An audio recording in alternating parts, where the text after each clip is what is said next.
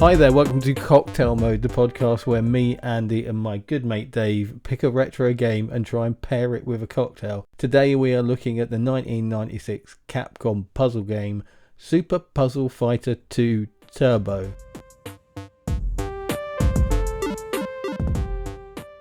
If you don't know Super Puzzle Fighter 2 Turbo, which from exactly this point onwards we will be referring to as Puzzle Fighter, as everybody in the world does who's played it.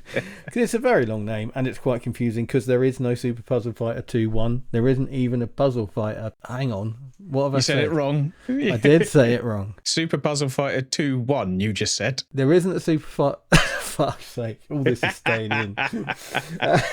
There isn't a Super Puzzle Fighter. There isn't a Puzzle Fighter. There's just Super Puzzle Fighter 2 Turbo. One of those games that came out sort of eventually on almost everything. It came out originally in the arcade and sort of I played it most on the PlayStation. Also out on the Sega Saturn and bizarrely the Bandai Wonder Swan. Oh, awesome. The worst named console in history. Oh, I don't know. Wonder Swan. Come on. Xbox and their bizarre sequels. Oh, yeah. Just call it Xbox 2 for fuck's sake.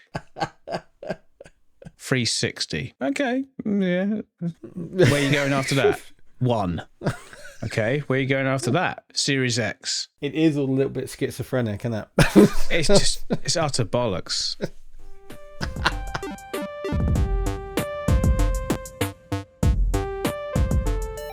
It's called Super Puzzle Fighter 2 Turbo because it's a joke. It's taking the mickey out of the Street Fighter series because it's a game with lots of characters from Street Fighter in it. Not just Street Fighter though. Street Fighter 2 and Darkstalkers. Indeed. It's a puzzle game. It's what's it like? Columns. Yeah. Columns is the thing that I think of more as the genesis of this. Yeah. It's definitely more like Columns than it is Tetris, which it sometimes gets lumped in with. Yeah. It's actually a direct response to Puyo Puyo. And that series of games as well, which is why it was created in the first place. Puyo Puyo was doing very well in the arcades and Capcom said, I'll have a little bit of that please, and we'll strap some Street Fighter to it so that people get interested. Worked a treat, and it's a very good game. There's also a Sega game that came out in 95 called Baku Baku Animal, which is quite similar. It's great. Have you played it? I haven't. I've only found it today. It's crazy. Looking at it, it's very Columns-esque. See, I don't know Columns very well. Well, it's a Mega Drive game, and it's the Mega Drive game that everybody bought when it launched. Yeah. Because of the 3 games that were available, that was the one that was, well, cheapest, probably. For what I know about it, I don't think it plays a lot like Puyo Puyo and Super Puzzle Fighter 2 Turbo. Right. I think it looks like it, but it doesn't play like it. Much like Dr. Mario looks like it, but doesn't play like it. Yeah. It's all riffing on Tetris, isn't it? It's all variations of Tetris. Sure it is. Well, it is. It's a series of blocks falling down a screen into a tight, I don't know, 8 across maybe. Yeah, shit falls from the top and you have to make stuff at the bottom. In Tetris, you're building up. You're trying to hit those 4s, aren't you? You're trying to build up a big block of stuff and then get rid of it all at once because it scores the most points that way. Well, no, primarily Tetris is about clearing lines, rows. Yes, absolutely. The goal, once you realise you can, is to build it up and do rows of 4. Yeah. Puzzle Fighter works in a similar way in that you can use a crash gem, which are the explosive ones that trigger a detonation within the same colour. Yeah. You can get it to just do 1 gem and send 1 gem to the opponent. Yeah. But the shithousery starts when you combine a ton of one colour and trigger it all in one go, like 30, 40 blocks that get sent across to your opponent. And combos that happen along the way as well. What Dave just mentioned, crashes. Imagine playing Tetris, but the lines didn't disappear unless you hit them with a special sort of Tetris block, and then they disappeared. That's the kind of mechanic we're looking at in these games, particularly in our case Super Puzzle Fighter 2 Turbo. They don't just disappear, they get dumped onto your opponent's screen. Well, the ones you get rid of don't. What goes onto your opponent's screen is a specific pattern which is unique to each character, which is going to be a difficult thing to explain. So the thing is, and I don't know how common this is to the other games of this type because I've not really played them very much. Not enough. I've played them a bit but not enough to really pick up on stuff like this. But yeah, so imagine a grid that is, I can't imagine, I don't know how big it is. So imagine a 10 by 10 grid of stuff. That's not what it is. But in 4 colors. So you could have stripes of red, yellow, red, yellow, red, yellow. You could have diagonal lines of green, blue, yellow, green, blue, yellow. And these are the colors of the blocks that your character sends over. So they send them over in a pattern. And what that does is enable your opponent to predict what you're going to send them and start building their set of gems up to counter your attack, so that it's not all one-sided and just a mess. For a very simple game, it's actually quite complicated to explain, isn't it? It is incredibly difficult to explain without seeing it. Yeah. Which, if you're watching on YouTube, you'll have the benefit of. But my guess is most people know this game already. If you're listening to this, you probably know the game. Very few people will come to this thinking, oh, I've never heard of that game. Let's listen to this podcast. Fair. Just looking at Puyo Puyo, when you send something over to your opponent, they're black. So they just fill up the screen, basically. Right. And anything adjacent to ones that you break get blown up. So similar to in Puzzle Fighter, when you send over blocks, they're on a 5-tick timer. Yeah. For each gem you drop, you have to drop 5 to clear them to be solid. And if you get rid of a gem that's adjacent to them in that time, it will burst the ones that haven't become solid yet. So Puyo Puyo does a similar thing with the black things. Have you played anything like any of the mobile Candy Crush style games, Candy Crush games like Candy Crush, games that are basically Candy Crush with other stuff? They use that mechanic quite a lot, in that you have to match something next to something else to get rid of it. And yeah, match 3 is the thing, isn't it? Yeah, that is stolen wholesale from Puyo Puyo by the sounds of it, because Puyo Puyo must have been around since the very early 90s. 91. There we go. First version. And Baku Baku Animal was, of course, in 1995, so only slightly before. I think Baku Baku Animal is a really ugly game. It's not pleasant, is it? Puyo Puyo's got a certain, I want to say, World of Goo type look about it. Yes, where that's fair, yeah. Gems, they're not gems, but the goo things have eyes, and they don't really have a personality, but there's something a bit more to them. Yeah. Whereas Baku Baku Animal is just not quite as nice to look at. No, there is just something particularly, I use the word ugly, and I'm going to stick with it. It just, the visual style of it is a little bit all over the place. Yeah. It's a good fun game. I mean, it's called Baku Baku Animal because in that the shapes you're dropping are food of some sort. So they're a banana or they're bamboo leaves. And then when you get a monkey, it eats all the bananas. Or if you get a panda, it eats all the bamboo. So it works in the same way as in Puzzle Fighter, you have these crash gems that Dave mentioned earlier, and they're a particular colour, one of the 4 colours. So if you hit your crash gem that's yellow with a stack of yellow blocks, it destroys that set. Baku Baku Animal has the look of a mid-90s CGI cartoon. Yeah. It just looks cheap. It looks horrible. It does. That's exactly the word for it. It just looks cheap, doesn't it? Mm. It is quite good fun. I must say, I had a quick go on it the other day, and it is quite good fun. But it's basically Puzzle Fighter, isn't it? Yeah, it is, and the sound is every bit as ugly as the visuals, unfortunately. But yeah, it is. I mean, Puzzle Fighter, you couldn't accuse Puzzle Fighter of being original at that point. By 96, it was ripping off Puyo Puyo, it was ripping off Baku Baku Animal, and it was ripping off Panicki's, although Panicki's was a Capcom game. So it wasn't original, but what it did do was take that style of gameplay and stick in Street Fighter and Darkstalkers characters, which were 2 series that were already very popular, so it made them, it brought that to it. It even uses the backgrounds. It are just the Street Fighter, I think it's Alpha 2 or 02 backgrounds, so they're not even new. They haven't really done anything with them, they're just in the background. The new artwork for the game, really, other than the blocks, is the character art. Little chibi versions of the Street Fighter and Darkstalkers people. Yeah, I think they're adorable. I normally hate chibi stuff. Yeah. But I think they're great.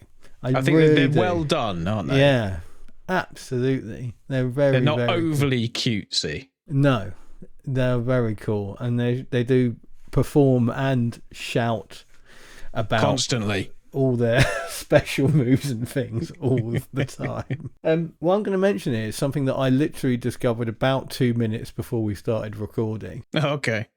Is in Mortal Kombat Deception, one of the more recent Mortal Kombat games, they had basically a knockoff version of Super Puzzle Fighter as a mini game in it. Oh, okay. I think it might just be Puzzle Combat with a K, obviously. Yeah. Yeah, but it's exactly, and basically because in Deception by that point the character arts are fully 3D. They've deformed them, obviously using parameters and things. I imagine I'm not a designer, I don't know, but you can see that they've just been distorted rather than drawn from scratch. And it looks like it plays exactly like Super Puzzle Fighter, so I'm sure it's great fun. But it's just Mortal Kombat. Yeah, yeah, just Mortal Kombat, which is never going to look as good. And it's clearly just done as a bit of a laugh because it's not anywhere near as polished or anything like that. But Mortal Kombat, as we record, is just about to come out in the cinema. The Mortal Kombat 2, reviews sort of just started coming out, and it's everyone's going, that's better than I expected. Yeah. It's one of those really interesting things. Well, I was expecting that to be shit, and it was all right. In a very professional review kind of way is what they're all saying. I will not watch it. So I don't care. I think it's a bit like Harry Potter houses. I think in the 90s you chose your house and you either chose Mortal Kombat or Street Fighter. That's it. You're set for life. You can't change. The thing is, though, you could sort of equate it to the console wars, but they transcend consoles, don't they? Yeah. Street Fighter and Mortal Kombat is just it's sort of pick one or the other, but it doesn't matter what system you play it on. No. Absolutely. You could have a massive argument with somebody about Xbox versus PlayStation or Mega Drive versus SNES, but if you agree on Street Fighter versus Mortal Kombat, all things are forgiven. You then just start debating which version was better on which console. I remember the first time I ever saw Mortal Kombat was in a motorway service station on a school trip. So we stopped at some services on a school trip, and then I remember it was weirdly specific as well. I remember it was upstairs in this service station near the McDonald's. Isn't that weird what you remember? And just seeing it and just being like, and then I was sort of instantly better than everyone else because I had played a game before. Yeah. Unlike anyone else. So literally just uppercut them every time they come anywhere near you, and everyone's like, oh, you're really good at this. That's basically the next 14 games in the series. That's all you do. Please feel free to leave Dave a comment if you're a big Mortal Kombat fan.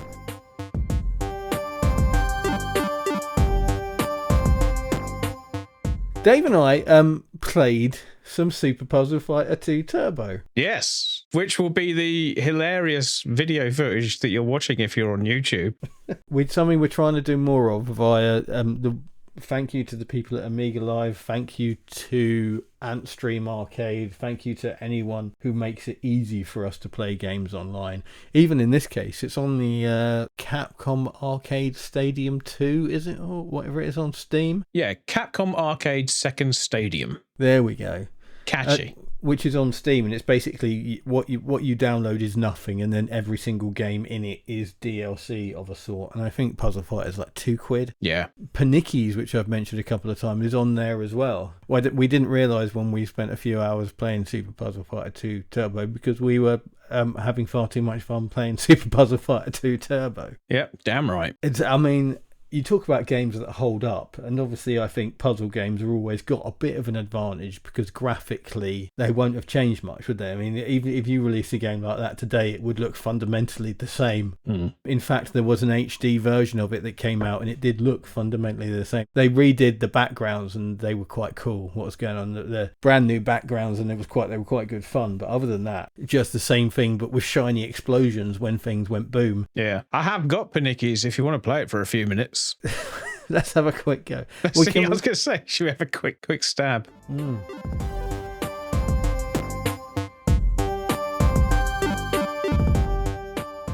So thoughts on Panickies so far? It's good. It is weirdly passive for such a two-player, seemingly focused game. Yeah. There's no trash sent over to the other player. No, which is half the fun. Half the fun. Mine's just gone very fast. Yeah, I'm struggling to talk and do this now.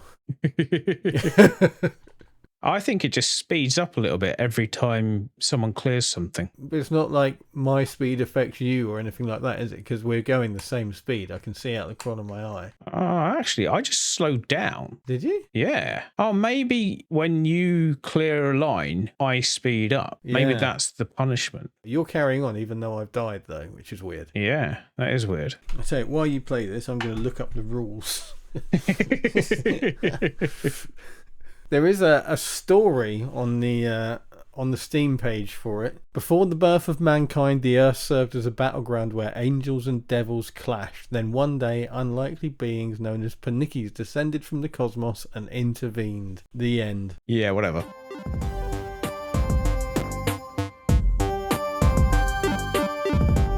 We played some Super Puzzle Fighter 2 Turbo. How long did we play for? We played a lot, and we've already... Over 2 hours. Yeah, we started this conversation and then got distracted. But yeah, we played a good chunk of it. Again, we don't like to refer directly to the video because we don't want to piss off everyone who doesn't have the option of listening to us on Spotify. Hello to you, what I call the hardcore fans of the podcast. The ones who don't need pictures. Yes, absolutely. It is a game that is much easier to explain when you can see what's going on, I think. Yeah. As we discovered earlier. But yeah, what you were watching, if you are watching on YouTube, as Dave just said, is when Dave and I played it the other day for the first time, both of us, in a very, very long time. Yeah. I bought this from what was the game shop in Bedford? You go into the Harper Centre and it was the first one on the left. Was that Game? Yeah, it must have been Game. And then they merged. Yes. Game bought out Electronics Boutique. And then there was Game Station, then Game Station and Game Motion. Now they're all gone together in a handbasket. Thanks, Mike Ashley, you prick. But yeah, I specifically remember going in there and buying it pre-owned as well, but fairly close to it coming out. Yeah, somebody probably bought that thinking it was a Street Fighter 2 game. I think I remember thinking that at the time as well, because I was really surprised to see it. I think actually it's coming back to me now, and I had gone in there to buy it new, and there was a second-hand copy in there. Oh, right. So that's how close it was to coming out. So yeah, and it wasn't that much. It was like £5 cheaper than brand new, but £5 was more money back then because I was poorer back then. Yeah. And yeah, nothing wrong with it, as you can well imagine. It's still the copy I own today on the PlayStation. So yeah, and I've had it and been playing it since then, but I hadn't played it for a long, long time until we played it the other day. And yeah, it just loses nothing over the years, doesn't it? We were immediately enjoying it and playing it, and both sort of relearning how to do stuff in it. Well, there's not much to really learn, is there? I mean, there isn't, but it's like saying I haven't played Tetris in 30 years and I've just picked it up again. This is more complicated. Yeah, you spin the things around and drop them down the screen. That's what you do. Is simple, very, very simple. Yes, but it's the tactics behind what you're going to do. Yeah, with what you've chucked down. So you can build up blocks of these different colours. There are 4 different colours: red, green, blue, yellow, as you might imagine. And because you need these crash gems in order to trigger this thing, you can basically build combos by building up, say, a big block of yellow, covering it with a big block of red, covering that with a big block of green, and covering that with a big block of blue. Well, only so many big blocks. Yeah, you've only got a limited amount of space. And then you can put crash gems on top of that, and only the blue, because that was on top, would trigger immediately. But as the other crash gems fall down, they trigger the next in line, and you can build up massive combos that will basically, because what it does is send all this garbage, is how it's described in game parlance, over to the other side. You basically fuck someone up in one go if you can get to that point. But the trouble is they're doing the same to you that whole time.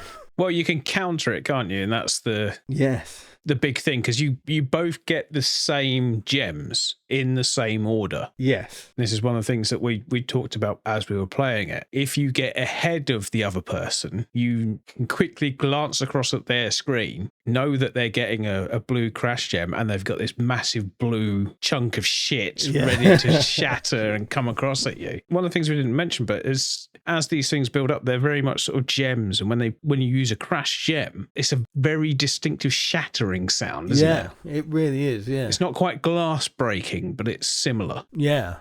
They're obviously blocks, as you imagine, like if you imagine a Tetris thing is made up of 4 blocks. These are made up of 2 blocks, but if you put 4 together, it turns into one big gem on screen. And it's worth more when you crash it. Yeah, and that doesn't sound like much, but it really helps with just the visual representation of what's going on. I found when I was looking at that Mortal Kombat thing, which again is, you can't criticize it because it's clearly just a bit of a joke, but it doesn't do that, and because it doesn't merge those shapes together, it doesn't present that idea as well. And it's just a very slick piece of game design, the whole thing really. So yeah, crash gems around as well, so it's immediately obvious what a crash gem is. There's no distinction other than that they're exactly the same color, but it's just that thing, because it is, as Dave said, the concept is simple. Little things like that really help to sort of understand what's going on. And the sound design, particularly as Dave just said, the crashing of things, and the 2 characters who you play as are in the middle of the screen as these chibi versions, super deformed chibi, whichever you prefer to call them, having a pseudo fight. Yes, if you like send over a small amount of gems, he'll do a small fireball or a little punch or something, if you're right, or just a little version of the special move. You send over something massive and it's Shinku Hadouken time, with all the shouting, all the special effects, the whole thing, and it just makes it really satisfying. Yeah. It's just really great. It's also immensely satisfying when you get to counter it as well. So you get all the shit sent across, but then you break your own version of it and send it straight back. Well, not straight back, but... It cancels each other out, isn't it? Which is something I've always liked. Well, there's 2 ways you can do it. You can take the hit if it doesn't fill your screen entirely. Yeah. And hopefully send back what you've been building up. So then you both have a screen full of shit that you have to somehow deal with. But generally speaking, if 50 gems are coming your way and you manage to break something that's equal, nothing happens. Yeah, literally nothing happens. Yes, great. That's more satisfying. But we got to a point, didn't we, where we were playing it the other day, and you know the sound of the gems breaking, and a single activation of a crash gem against one gem is just like a tsh, and that's it, done. A big sound of a crash gem, and then another sound on top of it, thinking, shit, there's a combo as well. I haven't looked at what he's sending me, but I know it's bad. Yeah. And then you see at the top of your screen, you get a little number of how many gems are coming at you. And if I think it's up to 10, it's just like blue. Yeah. If it's over that, it's like a yellow caution thing. And if it's over like 25, it's red. If you glance up and see red, you just think, well, I'm fucked. That's it. Just let's have it. Go on then. I don't know if it's as a result of both players getting the same gems throughout the play, but it really does seem to almost... I'm going to use the word engineer, but it's not that cynical. Coming back from the brink is something that happens a lot in this game. And it never stops feeling awesome. Yes. When you're like within like a single gem of being off the top of the screen, and the gem that you get next happens to be the red crash gem that you need to destroy everything on your screen. It just feels incredible. It is genuinely brilliant. I think, as Dave was trying to describe earlier, and it is quite difficult, the stuff that comes over to you has a countdown timer in it, and it means it doesn't react the same way as the other gems for that number of goes. It's 5 when they come over. So if you have a crash gem that is bunched next to a bunch of the same colour gems, but those gems have got numbers in them, then nothing happens. But as soon as that timer is up, then it all reacts as it should. And it's just brilliant. It really is. The mechanics of this game just make you like on the edge the whole time, and it's so satisfying. I think satisfying is the word, I think, that sums up the game mechanics for this game. The sound makes it satisfying, the combos are really satisfying, the coming back from the brink is really satisfying, the hitting a massive combo and murdering somebody in one go is immensely satisfying. Yeah. The overall presentation as well. The music's great, the look of it's great. It's just really, really well made. Yeah. And considering, as you say, it was not a priority project for Capcom, it was a reaction to another game to try and basically cash in on the fact that Puyo Puyo was very popular. And it's great. I say it's quite a lot of reused assets, some simple gem stuff, and these super deformed characters. It's just a really, really great game. It just really hangs together very well. And as I'll keep saying, it loses nothing over the years. You could play it now, and this could be a brand new mobile game. There was a mobile version, actually. I think it doesn't exist anymore. One of those. Yes, one of the billions of mobile games that doesn't exist anymore. Yeah. But yeah, the Capcom Second Stadium, is that what it was called? Capcom Arcade Second Stadium, I think. It's on Steam. It's on lots of platforms. It's basically Capcom's Ant Stream Arcade, basically. Yeah, pretty much. You download the stadium, if you like, which is basically almost like a virtual arcade, for absolute free, and then you add games to it at a couple of quid a time, which obviously isn't the same model as Antstream, which is a subscription for everything that they have the rights for you to play. But yeah, I imagine the reason there's not a lot of Capcom games on Antstream is because this exists. Zero. There are zero Capcom games on Antstream because this exists. Yes, exactly. Which is sad news for Antstream, but, you know, I think Steve mentioned in our interview with him, and if you have missed that, by the way, we interviewed the CEO of Antstream Arcade, Steve Cottam, a few episodes ago. Go back and give that a listen. And they've lost games that they had the rights to have on there because publishers deciding they're going to competitors, and other publishers such as Capcom deciding they're going to do their own thing. I think there's a place for both. Yeah, oh, absolutely. I mean, if you're Capcom and you've made this thing and it's been out for, I don't know, 4 or 5 years, yeah, everyone who's going to buy it and use it has done so. Why not chuck them out on Antstream as well for any other amount of money? I guess so, but I think that the thing is, it's that whole ecosystem thing, isn't it? If you can keep people in your ecosystem, Capcom is a huge brand, one of by far the biggest brands in gaming, and I think people will take comfort from that quite often. They'll see Capcom and they'll think that's a brand that I know and trust, and be quite happy with that. But you know, I mean, Antstream is almost the fucking Data East version of it, isn't it? You know, between Antstream and Evercade, Data East are basically, that's how they exist these days.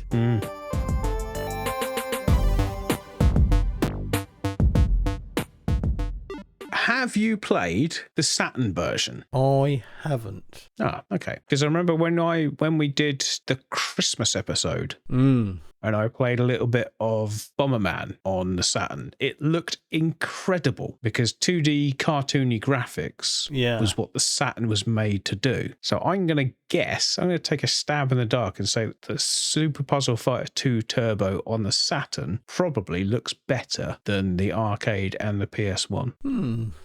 That's an interesting shout. Do you know which system has the best version of Super Puzzle Fighter 2 Turbo? I mean, how do you define the best version? The version that has modes that don't exist in any other version, as well as all the original modes and looking as good or not, if not better than every other version. So literally, not only just a matter of opinion, but almost, if you can have such a thing, objectively a better version than any other version. Is it the Dreamcast version? It is 100% the Dreamcast version. I've never played it. I didn't even know it came out on it. Yeah, it only came out in Japan, so it was Super Puzzle Fighter 2X rather than Super Puzzle Fighter 2 Turbo. And it is, at least £100 to buy a copy now. Really? Yeah, it's one of those. I think it's because it is a Japan exclusive. Yeah. Doesn't help it. But yes, it's the full title is Super Puzzle Fighter 2X for matching service. Don't know what that means. How much does it go for on the Pirate Bay?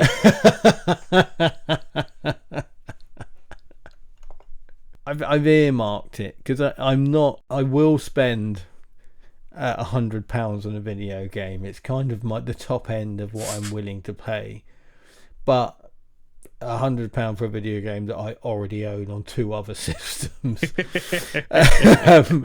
is a bit of a push even for me, because I own the Game Boy Advance version as well as the PlayStation version. How does that work? How does the Game Boy Advance one work? Oh, it's lovely. It works exactly the same, and it even has two players on the same console multiplayer in a Micro Machines style. Yeah. So yeah, and it works really well. It doesn't look as good because everything's a bit cramped and it's a little bit blurry around the edges. But the gameplay comes over brilliantly. It genuinely looks like they've gone, despite the fact that it's so simple, they've still gone, let's recreate the gameplay first and then worry about how it looks afterwards, which is refreshing, I think. Yeah, no, it's good. Dreamcast version is best, but the HD version I mentioned previously, HD Remix, I believe it's called, which was... Is this the PS3 and Xbox 360 one? Yep, obviously on their download service, so obviously you can't actually get it anymore because but fuck digital gaming. It's that has all the extra modes that were on the Dreamcast version in it. Oh, okay. Which I think, if I remember right, one of them turns it into a match-free game. So I think you get rid of, there are no crash gems, it's just match-free. Right. I think. I can't remember what the other is, but they're named like the Street Fighter Alpha series had the different ways you could play it was I think A, B, and Z. Oh yeah, it's Alpha, Beta, and Zeta or something. Yeah, Alpha, Beta, 0, I think. But yeah, so I remember there being Greek lettering. Yeah. So yeah, and I think that's how those modes are named also. But yes, absolutely, it's something I would love to own, but something I'm a little bit reticent to spend £100 on because, as I say, I already own it twice. So it would be somewhat silly. Yes, absolutely. But one of those that you put a watch on eBay and hope to pick up a bargain at some point in the future. The Saturn version is, much, much more reasonable. You'll pick up a Saturn version for £30, less than it would have cost you new. Yeah. But again, I don't know if it looks particularly better or plays any different on the Saturn. Yeah, I don't know. I'd be interested to have a look because, as far as I'm concerned, it's a PlayStation game. Yeah, me too. It's one of those. Never saw it in an arcade. Never played it in an arcade. Only ever played it on a PlayStation round your house. And there are so few people who know it as well. It is one I remember of those, at the time talking about it to other people, they're like, what are you talking about? Never heard of this. Yeah, it's a strange one because it's such a popular series and it's such a... Yeah, so we've talked about Street Fighter 2 was our officially first episode, wasn't it? Yes, episode 1. Episode 1, Street Fighter 2, and we talked about the ubiquity of it in that episode. And so the fact that this is, I don't think you could ever say that this isn't under the radar or a hidden gem, pardon the pun, of a game, but it's not. It's definitely not mainstream. No. It's mainstream in that a lot of people would have gone out and bought it, but then taken it back and said, this isn't what I thought it was. I bought this for my son because he said Street Fighter 2, and I saw this had Street Fighter 2 in the name. Can I please get my money back? I mean, how many games like that as well openly mock the naming conventions of a game from the same company? Yeah. You get, obviously, the mocking of names is sort of an ongoing thing. There were Spectrum games that mocked the names of other games quite openly and didn't care about it. But from the same company that made it takes the mickey out of basically a different team in the same company. That's pretty cool. I like that. I've been trying to think of other game series that have a weird little spin-off like this, and I can't really think of anything. There must be a few. Yes. So, because there was, I don't know if you've ever played it, but there was a version of Virtua Fighter that had kid characters. So like chibi little characters. You mean Virtua Fighter Kids? Is that what it's called? I remember seeing it and thinking, that just looks like Virtua Fighter, but squashed. Didn't Tekken do a similar thing? Like with a cheat code? I don't know about Tekken. What Tekken had that became quite a big deal was Tekken Bowl. So 10-pin bowling with Tekken characters. Dead or Alive Beach Volleyball. Yeah. The classiest spin-off ever. I guess there was Metroid Pinball as well. So, but right, there were a few things. It's not unheard of. No, now I think about it as Worms Pinball, which is terrible. Sonic Spinball. Yeah, get it right. Yeah, which is shit. So yeah, I guess there's a few games that have done a similar thing. There's definitely sort of provenance for games doing an off-genre spin-off. But again, because, Virtua Fighter Kids is just Virtua Fighter with smaller characters, which is a wonderful segue for us to talk about Pocket Fighter. Ah. Are you sure it's called that? I believe that in America it is called Super Gem Fighter Mini Mix. The game that everywhere else in the world is called Pocket Fighter, Wikipedia and Americans will tell you is called Super Gem Fighter Mini Mix. That's because somebody owns the copyright to the word pocket in America. Probably PlayStation. So yeah, Pocket Fighter is... I was toying with the idea of this being a double episode. So fully linked to these two games that I thought maybe we should make this a double episode, but I think it would require more effort than we're provided to give it. Pocket Fighter was, it seems to me, and it is difficult to find any evidence to back this up, that what happened was Capcom went, do you know what, we've had a lot of people complaining that they bought this game and it's not a fighting game. And we've got these little chibi character designs. I mean, why don't we make a fighting game out of it as well? And so Pocket Fighter happened. The same pair of lead designers, we haven't mentioned this yet. Naoto Ota, which I probably pronounced wrong, but does sound like the sort of thing that Ken shouts while you're playing Super Puzzle Fighter. And Katsuhiro Eguchi. Their careers seem quite linked. So I think perhaps they were friends or they just worked really well together. But they worked on these two games. Naoto Ota then went off to Sony, but he came back. But he came back to work on the Monster Hunter series, which is what Katsuhiro Eguchi is working on, like primarily for most of his career. So I think, it's easy to link these two people's careers through, or starting with pretty much Super Puzzle Fighter 2 Turbo and Pocket Fighter, and then going on through to Monster Hunter. I mean, almost to this day, they both worked on Monster Hunter Rise Sunbreak, which came out in 2022. So long and worthy careers, these guys. Yeah. Not fucking about. Perhaps in the future, because I love Pocket Fighter, it may get its own episode. But it's a simplified fighting engine, and it is also, much like Super Puzzle Fighter 2 Turbo, very much involved and sort of building on the fans and giving people what they love. As you do combos in it, these little characters almost do cosplay of other characters in the universe of Capcom, and it's so Chun-Li, I remember, particularly dresses up as Jill Valentine in one of her combos as she goes along, and it's all very over the top and silly, but it plays extremely competently as a fighting game despite being so simplified and so silly, basically. Yeah. Have you got it? I do. Yeah. I believe it might be worth a fair bit of money these days, but not one I'm prepared to part with, because I love it. No, definitely not. And again, it is my original copy that I've owned since 97 as well. So I remember seeing it in CEX fairly recently, and it was about 80 quid. So. Oh, nice. I'm just watching some video of it. The chibi little characters would fit right in Metal Slug. Yes, they would, wouldn't they? I was wrong. Pocket Fighter is pretty standard money, and if you want to import the Japanese version, you can get it for 12 quid. Wow. The PAL version knocking around 40, 50 quid. So well worth it, I would say.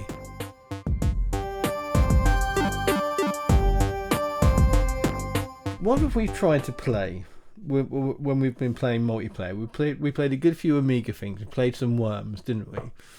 Yeah, played a lot of Sensible Soccer, badly. Sensible Soccer, badly, yeah. Speedball 2, that was a particular highlight for me. I was going to say, that doesn't change what I'm about to say at all. I think we both had the most fun playing Super Puzzle Fighter 2 Turbo. Yes, because neither of us were ever terrible. No, absolutely. I think it's Super Puzzle Fighter 2 Turbo is fairer, I think. If you're better at the game, if you know what you're doing a little bit more, you probably will win more games than the other person, but winning is still an option for the other person. You've only got to misplace one gem, one crash gem on the wrong color, and your massive combo thing that you've been planning for, the last 20, 30 minutes, well, not 20, 30 minutes, but games last about 4 minutes on average, we found out.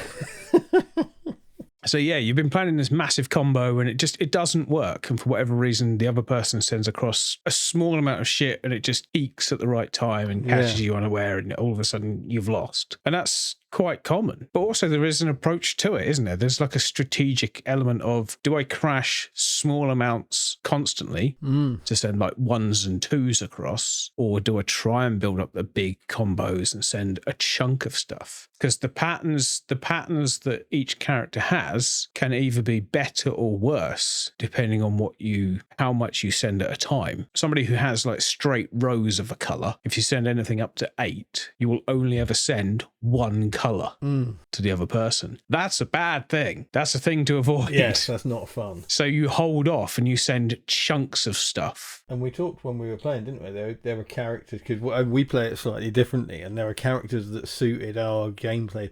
I hated when you played as Morrigan. It was really fucking hard. It really suited your gameplay style. And I picked Sakura a lot. I always have. As Dave pointed out, Dave remembered that I used Sakura is a bastard hard one to play against. Yeah, and she fits my play style quite well as well. So it was doubly shit fuck.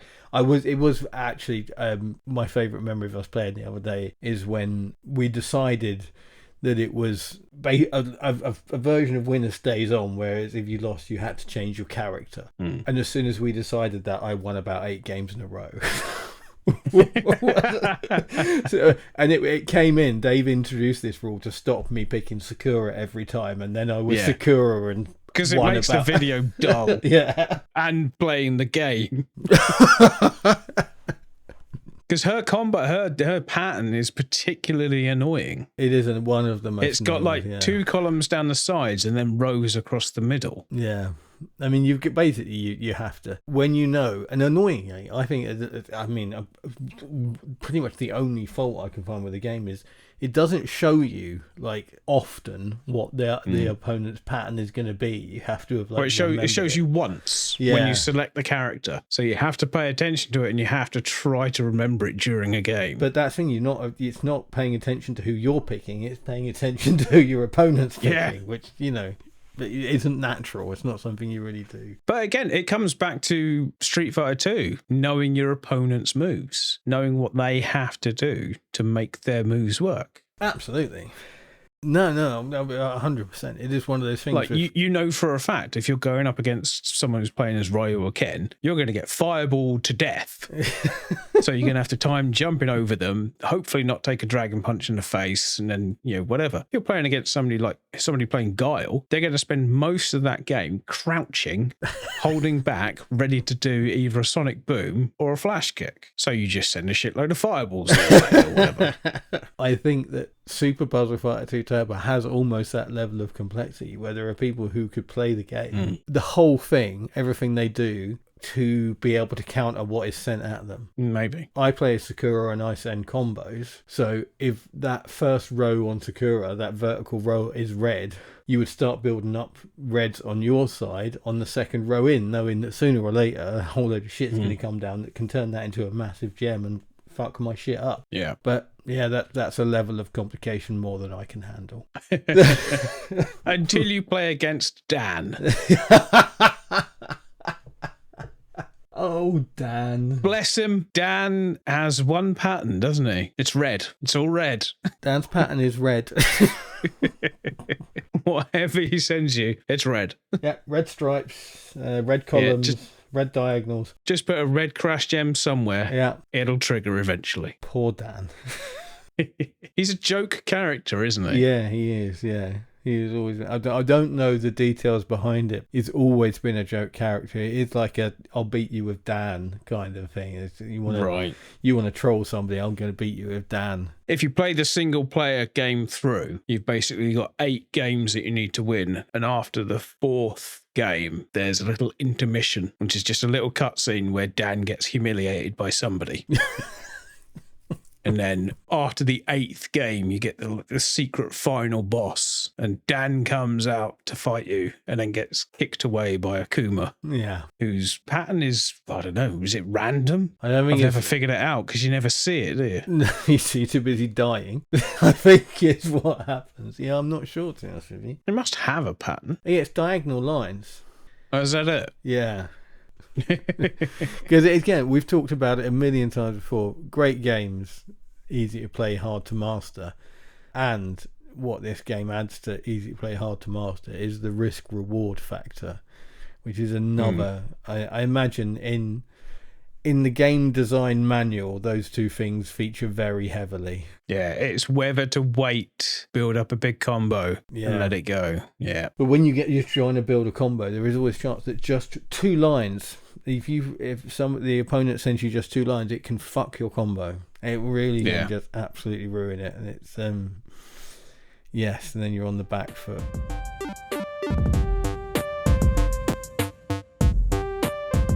Anything else you wanted to mention about Super Puzzle Fighter 2 Turbo, Dave? I don't think so. I think we've covered everything off. Yeah, there's no like sort of personal memories or stories really. We used to play the game. That was sort of it. Yeah. Yeah, there's nothing groundbreaking about this. As reflected when we played it recently. Yeah. Not one of those games that I got shit hot at and pissed you off. Not one that's just one.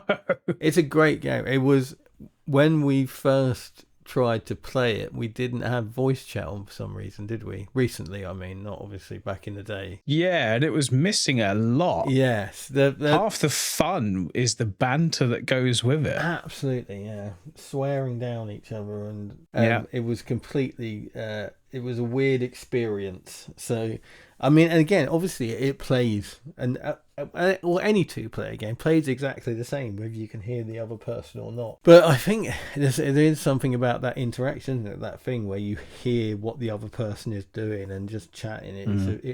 It did come alive a lot more when you were playing it, and you could hear what we were saying. Yeah. And you can definitely, you hit a combo and you just, you can just go, sorry, or you can, or eat shit and die. Enjoy this, fucker. Definitely came alive with a bit of that. I would take it one step further as well. I would say it's a game that kind of needs to be played in person. Yeah. Rather than online as well. Because there's that element of sitting on a sofa together playing a game where you can actually physically punch the person who's just done you like a kipper. And I mean, as well, sort of aggressively celebrating in their face when you come back from the brink of being killed to turn it around in an instant. Yeah. The shithousery, putting the controller down because you know you've just won. Yeah. And then they somehow counter it and you're like, oh fuck, shit. Yeah. That's what I miss. That's the in-person element of games that's been lost to online, I think. I think so too. I completely agree. And it's, for very good reasons. Services like Antstream and the Capcom thing don't allow it built into their system because unfortunately there are too many pricks in the world. Yeah. But as Steve pointed out in his interview, you could, and then exactly as we did, we were chatting over Google whilst playing the game over Steam, and there are always options available to you. But we will definitely next time at the next Retro Computer Museum super awesome gathering. Yeah. We'll fire it up on one of the arcade machines and have a battle for sure. Yeah. Did you, when we were playing, because we were going through the characters, did you have a favourite? Was there anybody you particularly liked? I was quite confused because I played it for a little bit on the PlayStation version that I got, which was the Japanese version, and the Ghost Crow character, who you would know of as Hasienko, yes, is called Lele. Oh, really? In the Japanese, for some reason. I don't know the genesis of that at all, but I quite enjoyed playing as her. I can imagine. I think she's the toughest character outside of Akuma. I think she's the hardest to play against. Right. I think her pattern is particularly wanky. Hers is the diagonal one. Yeah. Sort of 2-step diagonals. Yeah. I think, again, it suits the way you play as well, because you're less combo focused, it seemed to me, at least, on being on the receiving end of it. I think, like you were saying about the little sort of pokies. Yeah. Like, send lots of little stuff. Little things. Just enough to get in the fucking way. Yeah, that's it. Just to break you out of it. Yeah, absolutely. But like one of the things we said as we were playing this game, your screen is split down the middle. There is nothing to stop you taking your eye off your side of the screen and looking at the other person's screen, but you just don't. No. ever. Like, you might do if you know you're about to trigger a chain. Yeah. And you think, oh, I can spare a second to look across now. And then you think, oh, Jesus Christ, that's a big gem. If he manages to break that, I'm fucked. I have to do something now. It's almost better to not look, because sometimes you look. It's just like, yeah, but also, the other thing as well, you hear it. Oh, yeah. We talked You about hear that, this massive shatter, and then you hear a second chain shatter, and you think, oh, I'm fucked. I don't even need to see the number when it comes up. I know I'm going to die. There's this brilliant thing that the sound effects for the combos do, where there's a tiny pause in between each section of the combo, and you hear it, and it's almost like that moment of silence when it's a bit painful. That little you hear a noise and then it goes quiet and you think, oh, and then you hear another one and you're just like, oh shit. It's just like, oh fuck. And if you ever hear a third or a fourth one, which can happen, it's just like, you might as well put the controller down. It's just done. It's just brutal. Yeah, brilliant mechanic. And it's funny because even though we were playing it the other day and we talked quite a lot as we were playing about it, it's not until we started talking about it tonight that it's really landed with me how great that sound design is. Because you don't need to look. I think that's the reason why you don't look, is because so often you don't need to. Well, the assumption is that they're doing a very similar thing to you, because they are getting the same gems in the same order. Unless you're playing it like really quick and just chucking everything as fast as you possibly can to like get ahead. The assumption is you don't look because you think they're going to have almost exactly what I've got. And a lot of the times it is exactly the same with one or two minor differences. Like you've decided to put all the blues down the left. Yeah. I put them all down the middle or the right or something like that. You know, it's one of those weird things where if you look at two people playing at the same time with the same gems, you'd see where they tend to put things. Yeah. There's probably a pattern that we're not even aware of that we do every time we play the game. And again, I imagine if there is such a thing as high level puzzle fighter play. I'd love to think there is. I imagine there is for fucking everything, isn't there? Yeah. I imagine that how, as we mentioned briefly earlier, how you play is entirely based on your opponent's pattern. Be the only difference. The only thing that everything else will be, you know, you say you're getting the same gems, but I imagine how you stack things and where you put things and where you try to build your combos will be based entirely on your opponent's pattern more than anything else. But then again, there's the other tactic that can come into play, which is letting your opponent send you shit. Especially if they're Dan. Yeah, because you can build up massive combinations of one colour. Yeah. If they send you a lot of stuff in one go. I can't remember who it is. I think it's Chun-Li. Her pattern is basically like squares of colour. Like 3 squares across and then another 3 on top that are different colours. But depending on how that comes across to you, that can build up a massive gem of one solid colour. She's... I think a very, very difficult character to win with. Not Dan levels of difficult to win with, but because you're basically sending big gems. Or if you send a lot of things, you're sending a big gem over to them and they can just say thank you very much. Yeah. Use it to build on or build combos or whatever. Yeah, and it is basically like more than so in something, a proper fighting game, you pick a character based on their moves, whether they fit how you play and that sort of thing. But there's a sort of whether or not you like their arse. Cammy, we salute you. I was thinking of Kuma. But yeah, I think it's more. Oh, you fucking distracted me now. Yes, but I think when you pick. Obviously, in fighting games, there are tier lists and characters are better than other characters. But in Puzzle Fighter, their pattern is what makes them either easier to play as or harder to play against. I know that sounds really basic, but whereas, you know, I like Chun-Li as a character. I think she looks cool and I like her moves and that. But in this game, her pattern a fucking dog shit thing, because you send it and you're basically giving the opponent combos to send straight fucking back at you. Yeah. And it just makes her harder to win with. So it makes her almost like a lower tier character because of that in fighting game talk. But then that becomes its own challenge though, doesn't it? Oh yeah, absolutely. Like you don't have to like have achievements and things, because obviously this predates all that sort of stuff. But if you said to somebody, yeah, I've finished this game as Dan, yeah, the first thing you're going to say is fuck off, have you? And then if you can somehow prove it, it's going to be, wow. Yeah. That's impressive. It's like if you pitted Godzilla against Godzuki.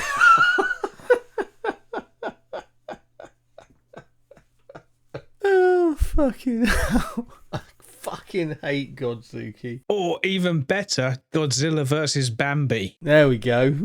Have you ever seen that? No. It's a short animation from, I think it's like the 60s. Some American student made it. It's just basically like a very crude black and white hand-drawn cartoon of Bambi, like in the woods, and then just this giant foot just fucking squashes him Monty Python style.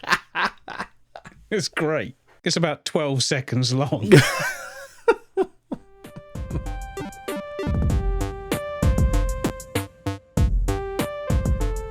We have reached the time in the show where we're going to talk about cocktails, and as is our tradition, Dave will be talking about his cocktail first. Normally what happens is when we're off air, we make sure we haven't chosen the same cocktail. We haven't done that, so let's just roll the dice, see what happens. I'm pretty sure on this. I'm pretty sure I'm safe. I'm fairly sure as well. Yeah, okay. So I came up with two, because I haven't done that for a while. The first one I found was a Kahlua tequila and rum, basically a shot, 15 ml of each, called All Fall Down. Nice. I do like that.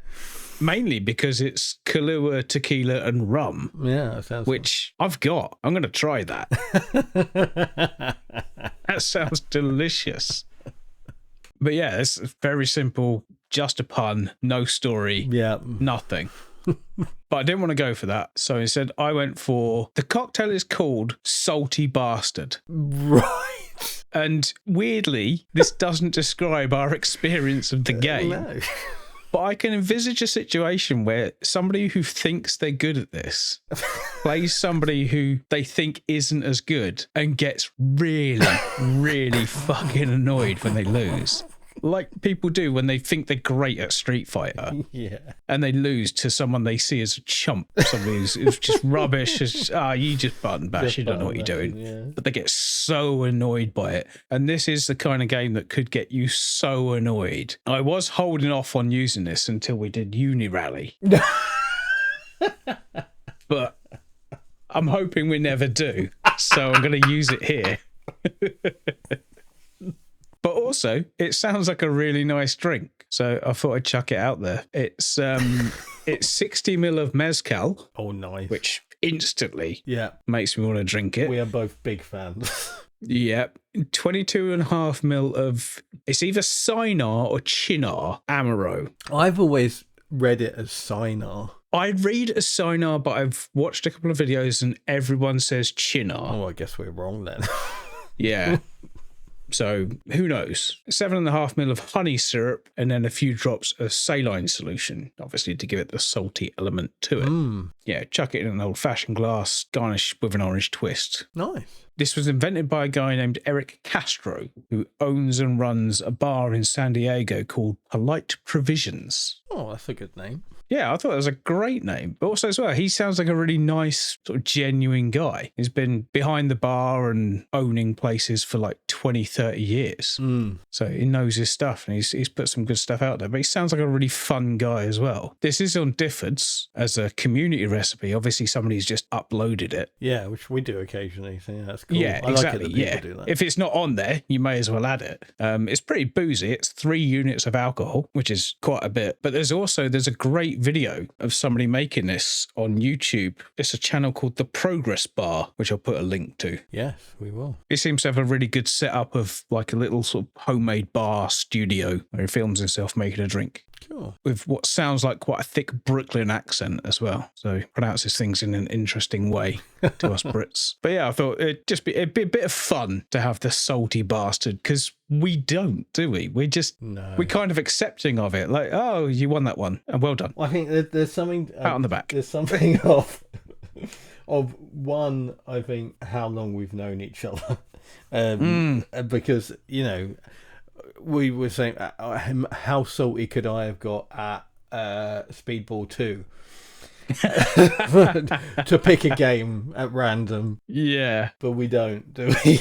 We just don't. No. It's just, We just don't. we're too old for that shit. But people do. I remember getting very, very angry with games when I was younger. I smashed controllers. You know, I threw stuff and it got rage induced. When you're a teenager and your hormones are all over the place, not beating, like going for that run of Bushido Blade where you don't do the what's it called? Don't take damage. Yeah, you don't take damage and don't break the Bushido code, and then right at the last minute he turns his back on you as you go to hit him.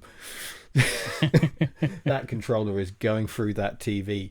Because I'm, I doubt Bushido is too old. But anyway, this is rambling, going nowhere. You're right, Dave. We don't get salty, but you're right. It is exactly the sort of game that could cause that sort of shit.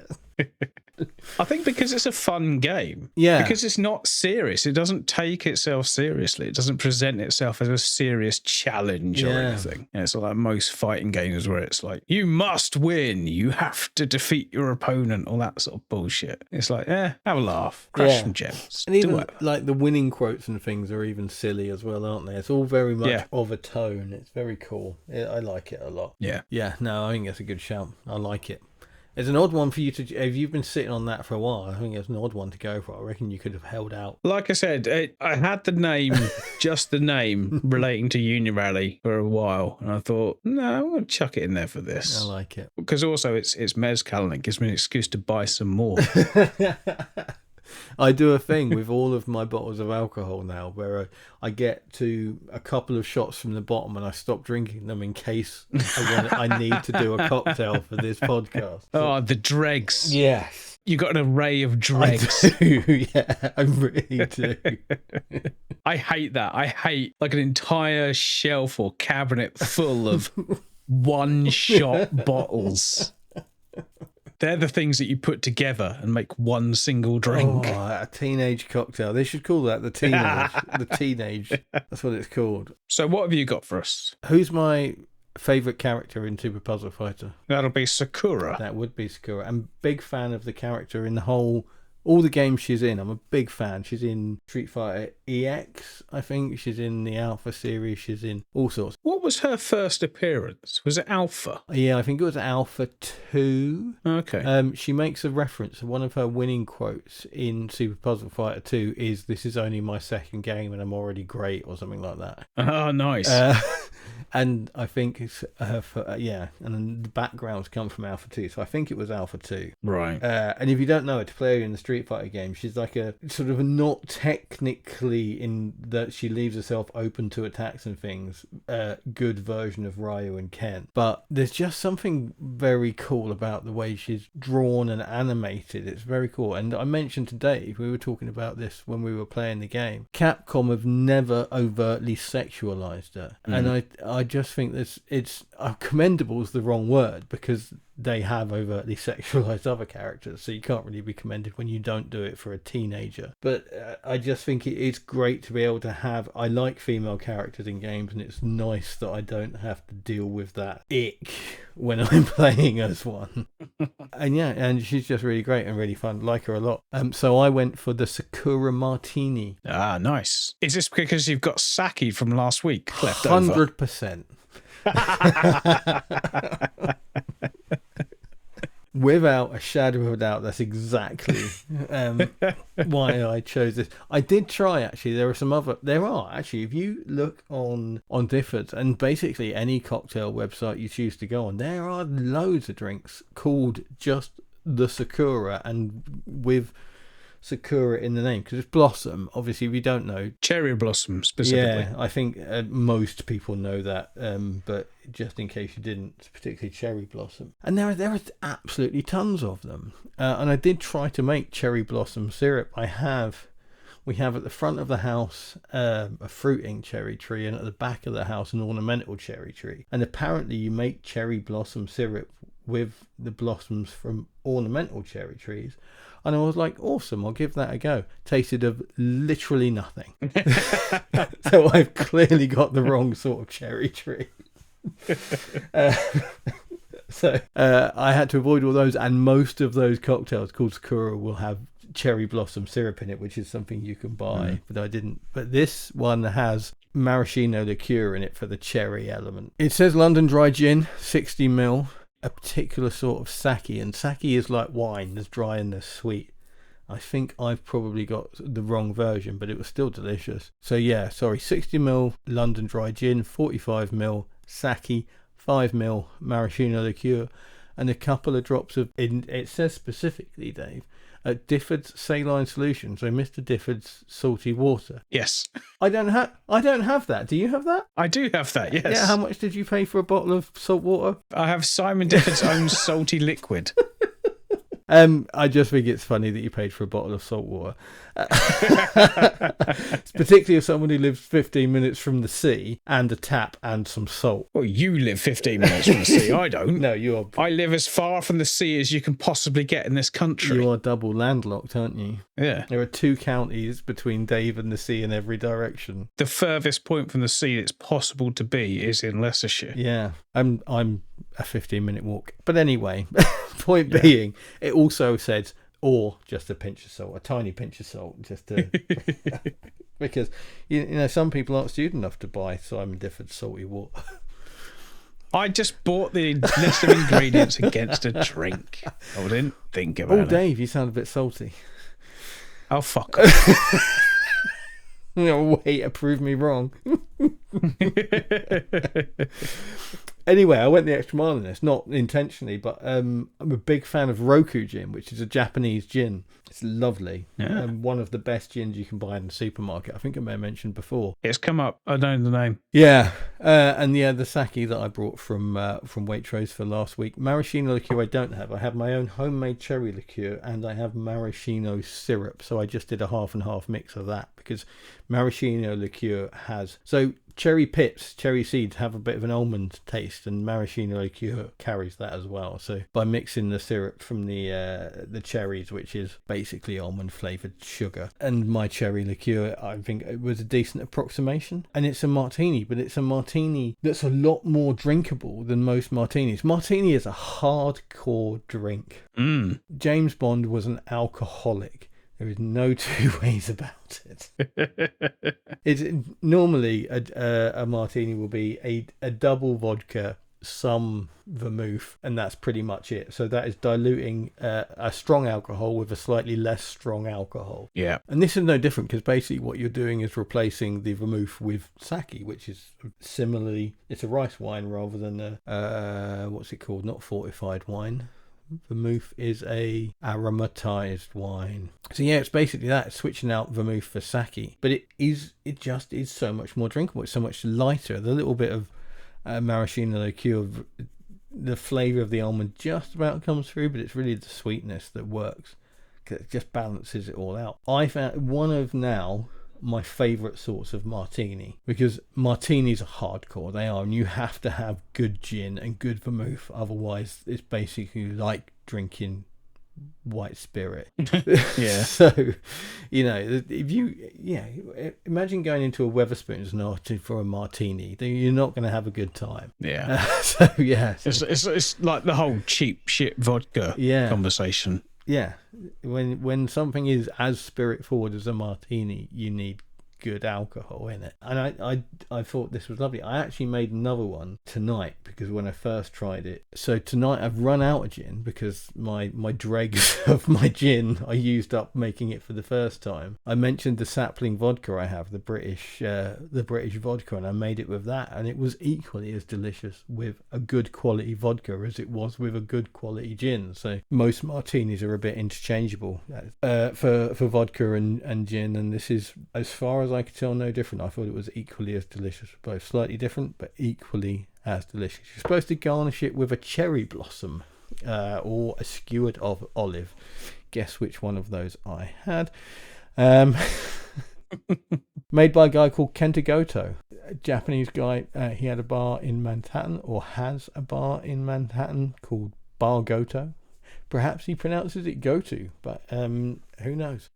But he's one of these sort of borderline celebrity bartenders. He's somebody who people, a name that people who are really into their cocktails might recognise. But yeah, a Japanese guy living in Manhattan. Cool. Dave is not going to say, I'd give it a go, because I don't think that sounds like something you'd like at all. I don't know what sake tastes like. I've never had it. So if you put it in front of me and just said, try this, I'd try it. It's like, what is it like? It's quite a dry, it's a light flavoured, it's more towards wine than anything else, but without that acidity that you get with wine, really. Yeah. Because it's basically rice wine, isn't it? You're supposed to serve it at blood temperature, apparently, according to the best Bond film, You Only Live Twice.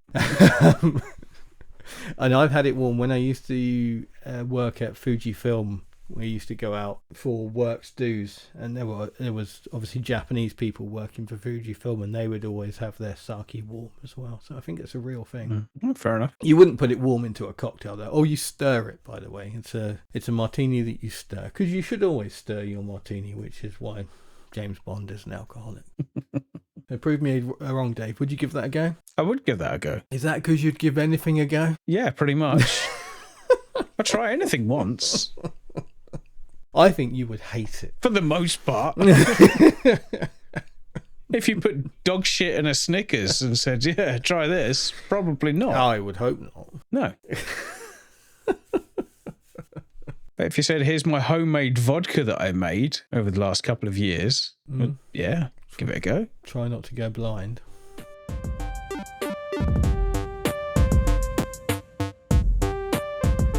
Do we know what we're doing next? Yes. We do know what we're doing. So this is our World Cup time? Yes. And I'd just say, don't agree with all of the bullshit going on around the World Cup. Don't even start. Yeah, we're not going. I just want that at the beginning and the end of it. What you would want for an international soccer tournament is a super game featuring full of stars of the sport. Featuring Owen Rote and Rowan Goggs. We are going to attempt, to do international superstar soccer for the next episode. And the reason I say attempt is because I realised when I was making that thumbnail, there are a lot of games that fit into retro for this series. Basically, this is the genesis of the Pro Evolution series, isn't it? Yeah. Yeah. So there was a split when they both existed very briefly. Oh, okay. But yeah, so there was it became International Superstar Soccer Pro Evolution. And then at one point, I believe there was an International Superstar Soccer and a Pro Evolution Soccer that existed at the same time. Oh, okay. And apparently the Pro Evolution side got all the talent because that was the end of that. But I think everything from the original up until ISS Pro Evo 2 fits into our retro. Mm-hmm. So that is ISS Deluxe. Yeah, I guess ISS 64. There's a few. Yeah, there's a lot. It's coming. I'm looking forward to playing the SNES games again, because those are games I've not played for a long time. I believe Deluxe has a couple of quality of life improvements that make it well worth playing over the original, but it's going to be interesting to go all the way back. I think the original is so old it doesn't even have a through ball. It's just got pass, shoot, bigger it's pass. Like football champ. Football champ. But yeah, and no, that's going to be fun. Yeah, so next time out we're doing International Superstar Soccer and any of the sequels that basically came out before the turn of the century, and that'll be next time on Cocktail Mode, where gaming and alcohol are in our blood.